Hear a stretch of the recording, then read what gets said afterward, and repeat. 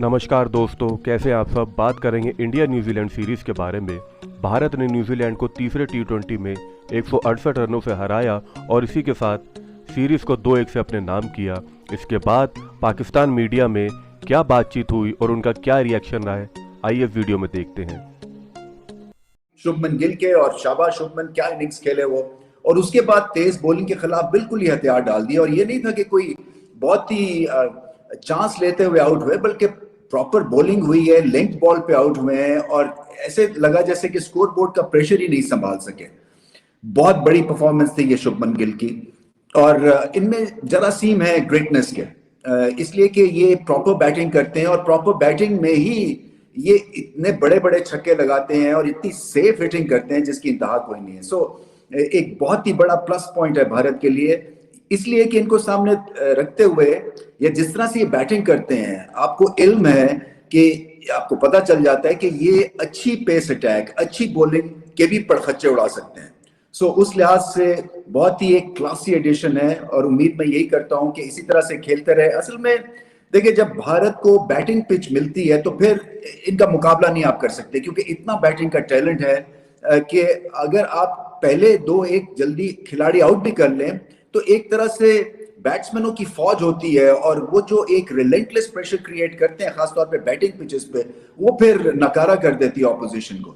New Zealand जो है एक लिमिटेड सी स्केल्स के ऊपर खेलते हैं, क्योंकि आपको आइडिया है कि एक दो ऐसे हैं इनके क्रिकेटर्स जो कि आपको सरप्राइज कर सकते हैं on the day. But overall अगर आप न्यूजीलैंड टीम को सामने रखते हुए अगर इनका मुआवजा करेंगे टॉप क्वालिटी टीम से, तो आपको पता चलेगा कि अभी थोड़ी सी कसर है, कहीं बॉलिंग में कसर है, इसलिए कि बेनता यूजलेस बॉलिंग हुई, मैं तो ये कहता हूं। और एंड में खैर बैटिंग इतनी शानदार थी शुभमन की, इसी तरह से सूर्य कुमार यादव जिस अंदाज से वो हमला करते हैं, तो एक ओवरऑल पैकेज बड़ा जबरदस्त है। मुझे तो कई दफा ये बॉलिंग अटैक जो है ऐसा महसूस होता है कि जैसे कि पाकिस्तान का बॉलिंग अटैक को सामने रखते हुए इसको डिजाइन किया गया, क्योंकि उमरान मलिक जो है उनके पास पेस है, जैसे हमारे हारिस रऊफ के पास है, इसी तरह से लेफ्ट आर्म का एंगल है हर्षदीप का, जिस तरह के शाहिन शाह अफरीदी का है, फिर जैसे वसीम जूनियर बीच में आते हैं, हार्दिक पांड्या उसी स्पेस के बॉलर है, मावी भी जो है एक अच्छे सपोर्ट एक्ट हैं, और फिर स्पिन डिपार्टमेंट भारत का मुझे ऐसा लगता है कि पाकिस्तान से थोड़ा सा अच्छा है, क्योंकि मैं ये जब मैचेस देख रहा होता हूँ तो मैं यही देख रहा होता हूँ कि अगर भारत और पाकिस्तान का मैच होगा तो पाकिस्तान को क्या चीजें अच्छी करनी पड़ेंगी भारत को टफ टाइम देने के लिए। बॉलिंग जो है वो ऑर्डरली लग रही है भारत की, क्योंकि सीम अच्छी पोजीशन बॉलर्स पे गेंद को गिरा रहे हैं, स्विंग है, सीम भी है, कंसिस्टेंसी है, और फील्डिंग आज लाजवाब थी। सूर्य कुमार यादव के 2 जबरदस्त स्लिप के कैचेस थे। बट ऐसा महसूस हुआ जैसे न्यूजीलैंड जो है वो बस घबराहट का शिकार हो गए। जब इतने रन्स लग जाएं तो फिर आपका जो एक मेंटल एक जो बैलेंस होता है ना, वो भी ऑफ हो जाता है, क्योंकि स्कोर बोर्ड के प्रेशर से फिर आप अच्छी बैटिंग भी नहीं कर सकते और बेतुकी सी बैटिंग की। और भारत ने एक बहुत शानदार सीरीज जीती है। भारत को भारत में हराना एक चैलेंज है, मैं पहले भी बात कर चुका हूं कि यहाँ पे ये सब बाकी मुल्कों से बेहतरीन है, और उसकी खास वजह यही है कि होम क्राउड्स या एक्सपेक्टेशंस को सामने रखते हुए ये घबराहट का शिकार नहीं होते हैं, बल्कि अपनी गेम को और ऊपर ले जाते हैं, जिसके नतायज जो है वो आपके सामने है। सबसे बड़ा जो एक तरह से हीरो मिला है इस वनडे सीरीज से लेके T20 में, वो शुभमन गिल है। आउटस्टैंडिंग टैलेंट है वो। रन होते हैं वो भी अच्छा टोटल कंसीडर किया जाता है, तो उतने ही टोटल से इंडिया ने ये मैच अपने नाम कर लिया 168। ये तो मतलब दूसरी दफा बारी देते तो शायद तब भी जाके पूरा ना होता। गिल 60 रन से जीत गया, तो गिल जीत गया जनाब 60 रन से। 126 रन पहले गिल की मास्टर क्लास इनिंग्स, उसके बाद बॉलर्स ने अपना जादू दिखाया।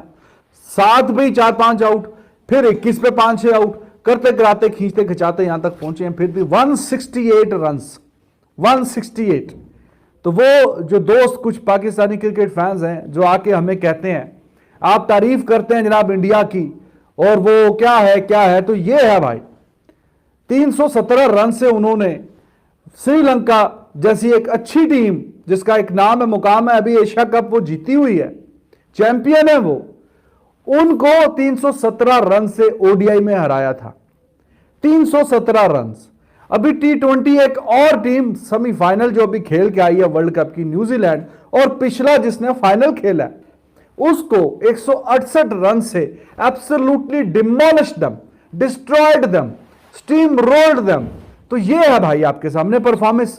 परफॉर्मेंस तो वो है, अगर हम कहेंगे नहीं जी अच्छा नहीं है, नहीं है, तो वो तो आपके सामने ही है परफॉर्मेंस। तो अच्छे को ही अच्छा कहा जाता है। कितने सालों साल बीत जाते हैं, कोई सीरीज नहीं हारते घर में, चाहे वो T20 की हो या वनडे की हो या टेस्ट की हो।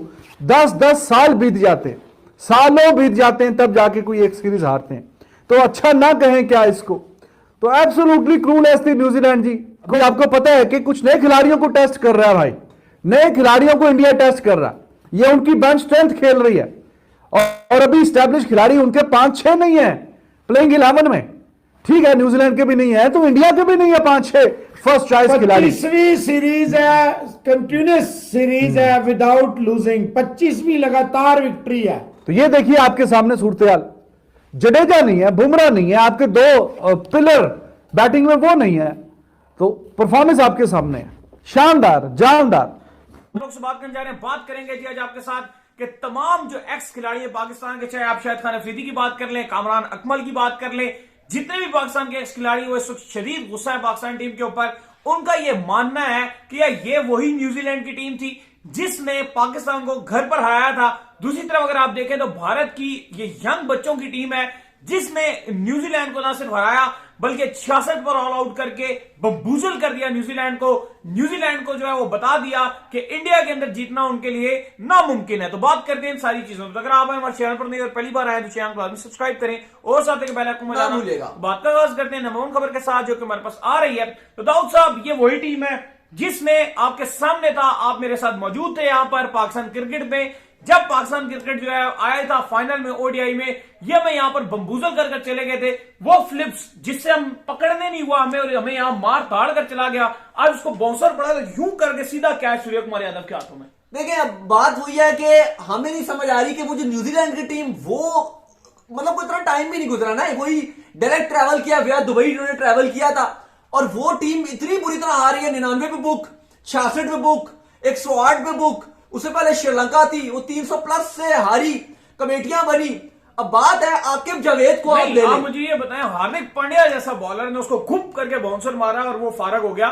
आपका एक बॉलर भी ऐसा नहीं था जो उसको कैच नहीं निकाल सकता। वही बात है ना, आपके नंबर समझ नहीं आ रही थी, आप टोटल क्लूलेस थे, और आज वही न्यूजीलैंड टीम भारत के आगे क्लूलेस थी।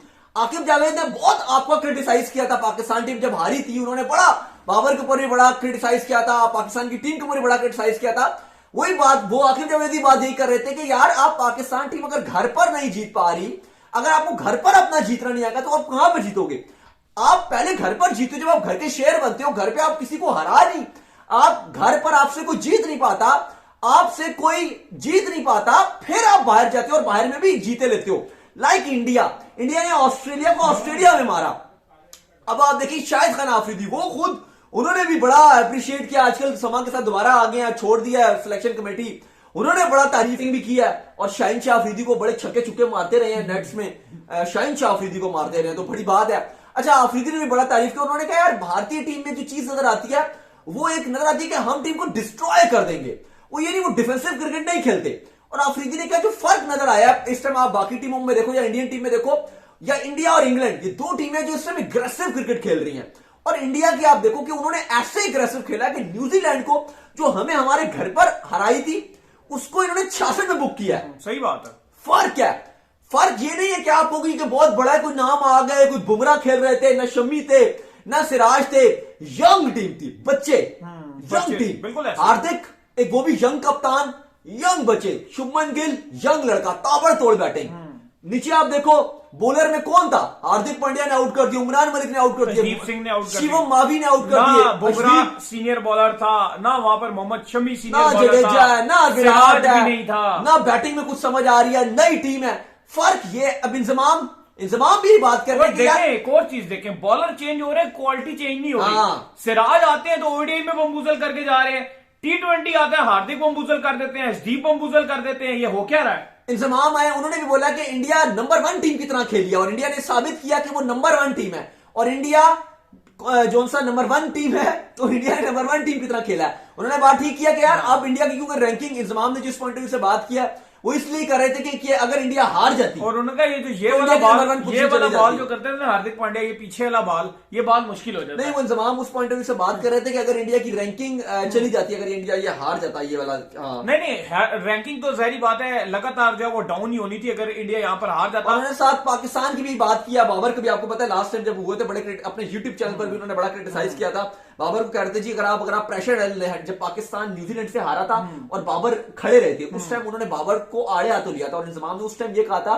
कि अगर आप प्रेशर हैंडल नहीं कर सकते तो आपके नंबर 1 होने का कोई फायदा नहीं है। ये उन्होंने बाबर को उन्होंने बोला था ये बात, स्ट्रेट फॉरवर्ड बोला था ये बात उन्होंने, अगर आप प्रेशर हैंडल नहीं कर सकते तो आपके नंबर 1 होने का कोई फायदा। न्यूजीलैंड से जब पाकिस्तान मैंने हारा देखा था, बड़े सम टाइम ये कहते रहते हैं बाबर को कि यार अगर आपके पास जो है वो आउट ऑफ फिनिशिंग नहीं है तो फिर भी आपके नंबर 1 होने का तो कोई फायदा। अब वही बात है, उन्होंने कहा कि यार इंडिया जिस तरीके से आज इंडिया ने हराया, ऐसी नंबर 1 टीमें हराती हैं कि बैटिंग में पिच डिफरेंट था ऐसा लगा और बॉलिंग में पिच डिफरेंट लगा, तो ऐसी वही टीम करती है जो नंबर 1 टीम होती है।